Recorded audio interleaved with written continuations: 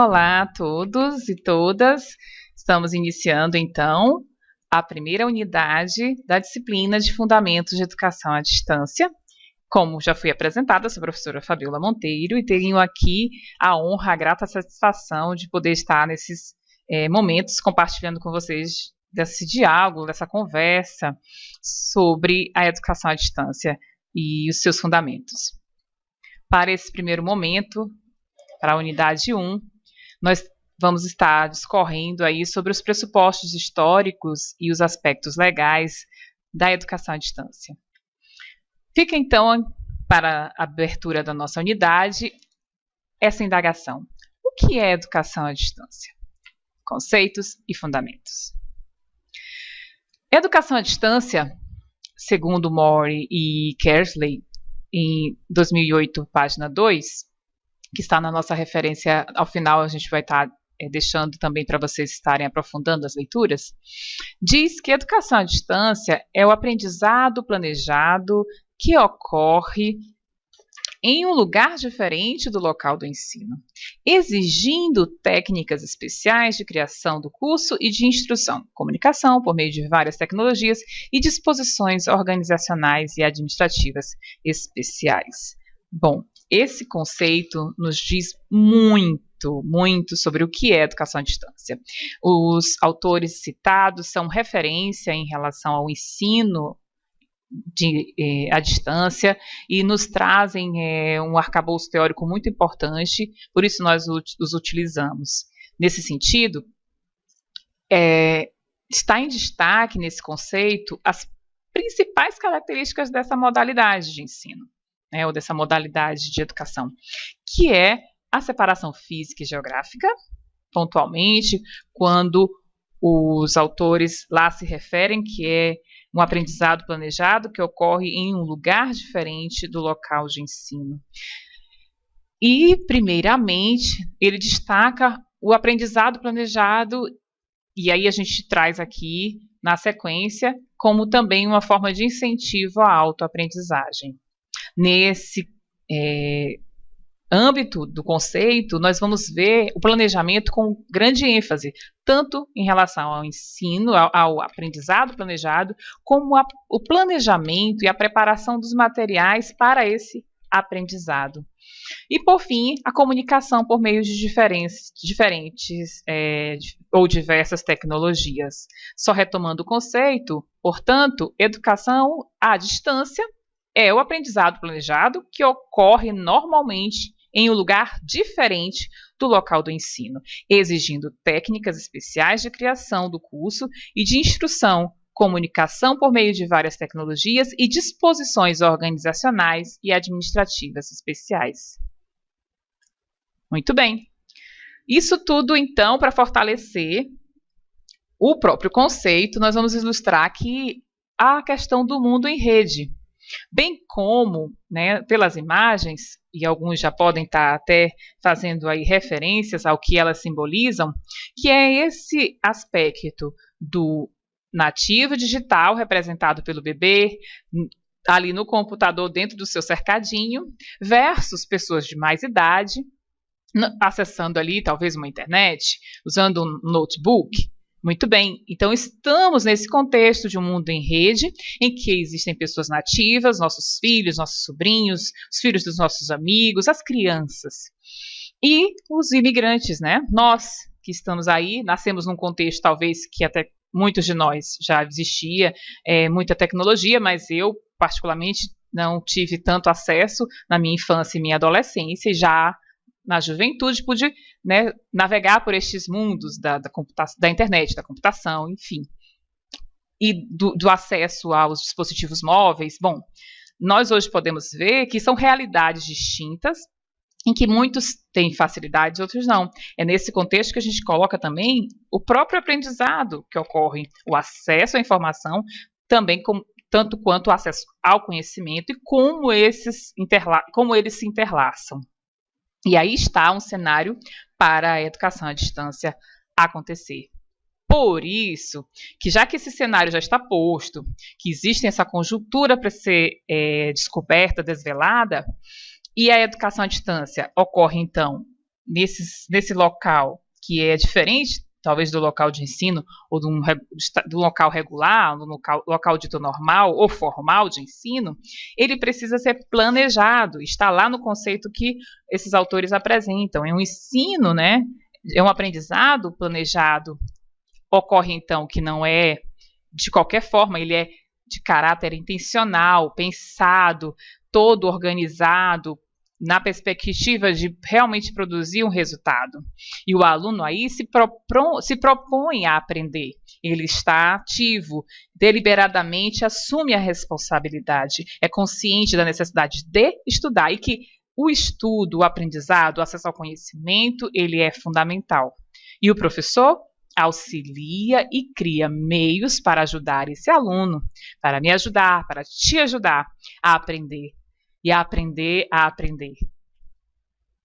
Portanto, como outra característica aí que a gente pode destacar, está presente no conceito que segue, que a EAD seria, então, um sistema tecnológico de comunicação dialógica e bidirecional entre professores e estudantes, que substitui a interação pessoal em uma sala de aula como meio preferencial de ensino, pela presença de diversos recursos tecnológicos e o apoio de tutoria, o que propicia aprendizagem independente e flexível. Aí Garcia Aretio vem dando para nós um desenho do que a gente já conhece, de o que seria um modelo à distância.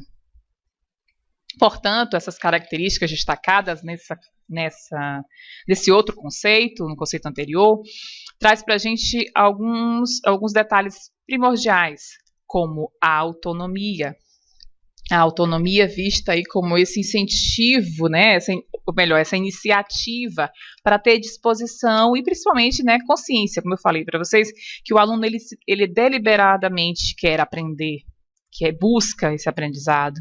E aí essa decisão, por isso a autonomia é uma característica importante da modalidade e do estudante da modalidade. Outras duas características importantes da modalidade e dos atores que compõem a modalidade é o princípio da cooperação, que é fundamental e está ilustrado nessa nossa figura. Muito bem, esses dois, né, animaizinhos, um ajudando o outro a ter acesso ao líquido. E isso é fundamental, permitir aí auxiliar o trem, realizar um esforço junto com, trabalhar em equipe, fazer parte de um grupo. Fundamental, e a gente lembra de algumas charges que retratam um pouco essa questão do trabalho em equipe, que tem uma sala de aula em que o aluno os alunos estão recebendo a orientação da professora e ela está dizendo que o trabalho vai ser em equipe e tal. E pergunta se alguém tem dúvida, aí um aluno levanta a mão e diz: professora, o que é trabalho em equipe? Então, a compreensão desde o princípio da cooperação como fundamento, ela é essencial. E na EAD extrapola qualquer outra modalidade por necessitar desse trabalho conjunto da equipe e dos participantes. Então, o princípio em seguida é o da interação, que complementa tudo isso. As relações interpessoais que ocorrem na EAD, ela é complementar todo esse aspecto de autonomia e de cooperação. Então, é necessário, é um princípio, a interatividade, a interação, todos esses princípios são fundamentais. Trazem à tona também o próprio desafio que é fazer EAD. Portanto, depois de toda essa discussão sobre o conceito em si, nós passaremos a brevemente mostrar o quadro do que os autores Moore e Kersley classificam da evolução da EAD. Então, a gente vai ver de forma bem resumida, está no material de vocês de forma mais ampliada. Nós também temos textos e algumas referências de vídeos que vão melhor detalhar. Mas para não passarmos sem mostrarmos que, em relação a essa compreensão do que é EAD, do que é o ensino à distância, do que é a educação à distância, nós partiremos aí um pouco da sua evolução, que vai desde aí uma primeira geração, que foi como foi caracterizada por esses autores. E aí a gente tem também, aqui falta um pouco das referências dos anos, mas vocês vão poder aprofundar nas leituras.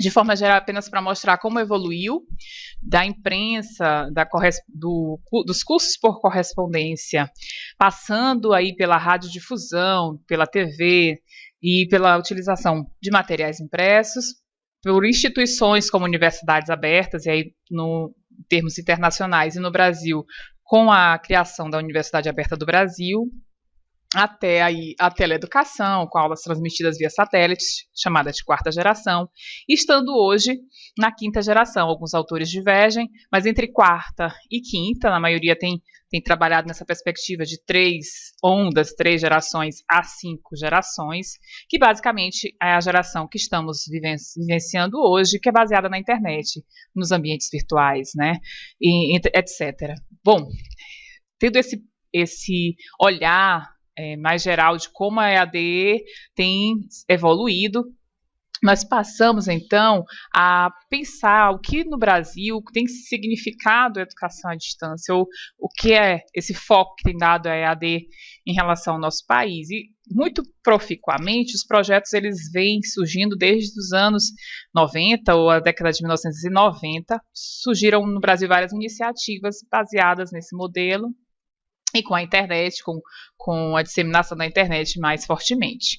E as iniciativas surgiram também em resposta à necessidade de treinamento empresarial, muito fortemente. A gente tem visto, né, esse trabalho colaborativo, essa parte de formação colaborativa, o treinamento empresarial, os e-learnings, e no mundo acadêmico, as instituições principalmente que enveredaram, ganharam por base lá o artigo 80 da LDB, e aí nesse contexto que eu falei para vocês de 1990, que acontece aí a nossa LDB de número 94, 9.394 de 1996, que vai inserir a educação à distância no sistema educacional. Então, esse marco ele é fundamental para as instituições públicas poderem utilizar, sendo que o que já vem fortemente acontecendo em termos de instituições privadas.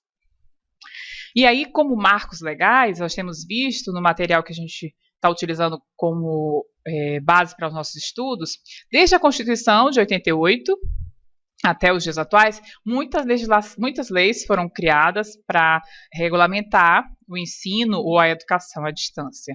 E destacamos o artigo 80 anteriormente, mas também nós temos a portaria 4.059 de 2004, 2005 são marcos fundamentais para a EAD no Brasil, porque nós temos aí essa lei que trabalha na perspectiva dos 20%, que a gente chama semipresencial, mas que é permitido trabalhar até 20% da carga horária do curso de forma à distância, né? Então, os projetos do curso podem contemplar 1 ou 2 disciplinas, ou carga horárias das disciplinas para atingir essa porcentagem.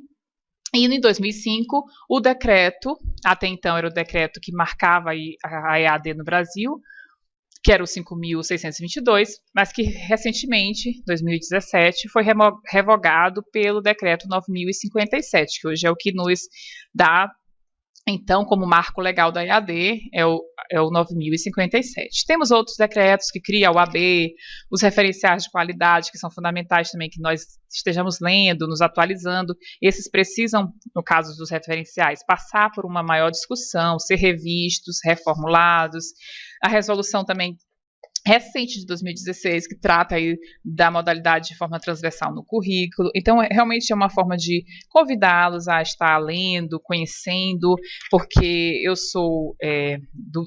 defendo a perspectiva que a gente precisa estar atento às leituras, principalmente da base legal, entendendo que, como diz o versículo bíblico, né, que o povo perecia por não conhecer. Então, nós defendemos a perspectiva de conhecer, de aprofundarmos as nossas legislações, o que tem sido feito, mesmo no contexto político tão adverso, mas é fundamental conhecermos os nossos direitos, como se dá a construção dessas legislações e estarmos também, na medida do possível, reivindicando a reformulação das mesmas, as correções e os avanços. Para realmente crescermos e melhorarmos em termos de educação, não podemos continuar aceitando o que é feito e de qualquer forma como é feito.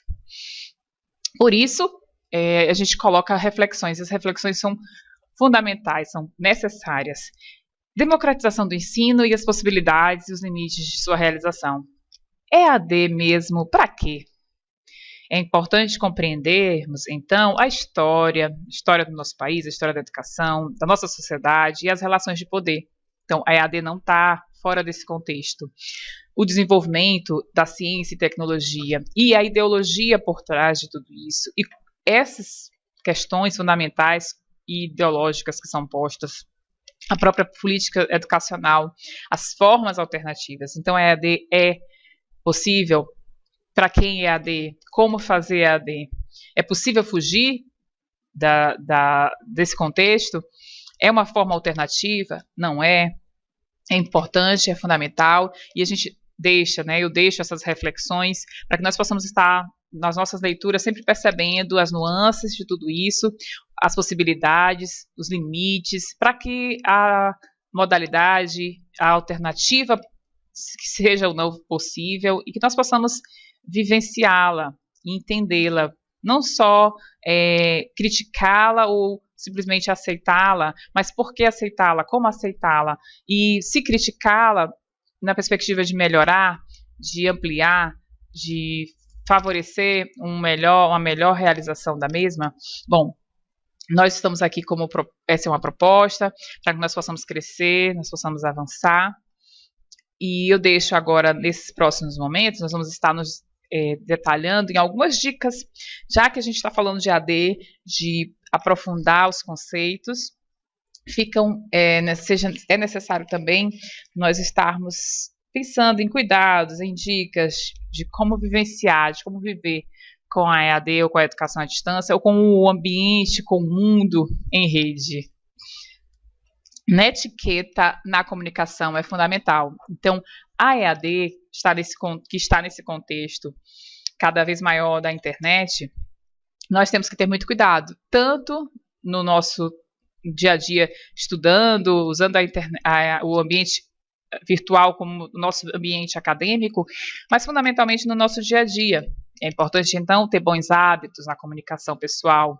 E nós, como participantes de cursos, mas também como amigos que estão aí nas redes sociais, termos também como garantir uma boa comunicação, que os nossos objetivos sejam alcançados, que a nossa mensagem ela seja transmitida. Mensagem, canal, emissor, receptor, isso tudo tem que funcionar, senão não existe comunicação. Cuidados com a linguagem. Vamos ter atenção, é necessário termos muita atenção nas nossas mensagens via e-mail, no ambiente virtual, nos fóruns, nos chats. Então, vamos sempre ler com atenção, vamos ler mais de uma vez, vamos evitar erros ortográficos e gramaticais. Não é porque evoluímos tanto em termos de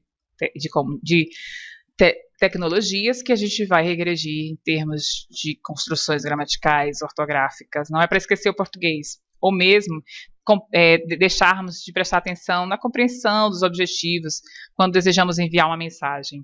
2 pontos são fundamentais. Prestar sempre ali, sempre responder com uma mensagem, a uma mensagem recebida. Então, ficar atento, chegou a mensagem, vamos dar um feedback, nem que seja para dizer, ok, vou verificar, deixa uma mensagenzinha para ti de lembrete, para você não deixar de dar esse feedback. Feedback, então, é fundamental.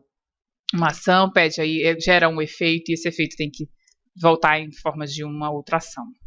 Não usar palavras ríspidas, palavrões ou frases provocativas. Vamos buscar realmente polidez, enviar a melhor mensagem possível, mais clara possível, evitar erros, evitar palavras ríspidas, mandar mensagens em caixa alta. São várias dicas que a gente pode estar verificando nos nossos materiais que vão ilustrar melhor, mas aqui é uma atenção mesmo que a gente quer deixar, que isso nos ajuda muito a termos uma boa comunicação e, principalmente, verificarmos questões legais, evitarmos cometermos erros, principalmente em relação à propriedade intelectual, a produção dos nossos materiais, dos nossos trabalhos, sempre respeitando esse princípio. E aí é importantíssimo que a gente precisa estar atento, independente da modalidade, presencial, à distância, o Ctrl+C, Ctrl+V. Vamos respeitar a propriedade intelectual, vamos estudar, vamos nos respeitar, vamos respeitar sempre o outro. Nossas referências para essa unidade 1, que vocês possam estar aí observando, buscando ampliar as leituras, como eu já falei, e fica realmente como referências básicas para vocês. Ensinar não é transferir conhecimento, mas criar as possibilidades para a sua própria produção ou a sua construção. O mestre Paulo Freire, com essa feliz frase, eu quero finalizar nossa unidade 1, agradecendo a você pela sua atenção, que você possa ter apropriar-se de tudo isso, ter excelentes estudos, um material que fica à sua disposição, tanto aqui como esse vídeo, como os outros materiais complementares, para que você possa alçar voos realmente mais altos. Nós não estamos aqui para transferir, mas criar possibilidades. Espero ter podido ajudar e estou cada vez mais motivada a fazer parte dessa construção do conhecimento, que você possa vir junto comigo. Um abraço.